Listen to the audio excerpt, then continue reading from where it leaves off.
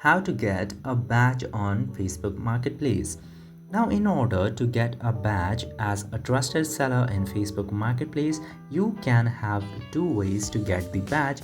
First one is to buy it from the Meta verified store, for which you have to pay certain amount depending on which type of badge that you want to buy. And the other one, which is exclusive for the best seller, you can acquire that by being top seller in Facebook Marketplace. In order to get that, there are few criterias you can look that online, but mostly that requires you to have a very high rated account in Facebook Marketplace, and you need to be quick with the replies on the messages or queries that you get in Facebook Marketplace. And on top of that, you need to sell a lot of items in order to become the top seller in Facebook Marketplace. And once you fill out all of these criterias, you are automatically gonna get the badge of bestseller in Facebook Marketplace. I hope this video was informative. If yes, don't forget to hit that subscribe button.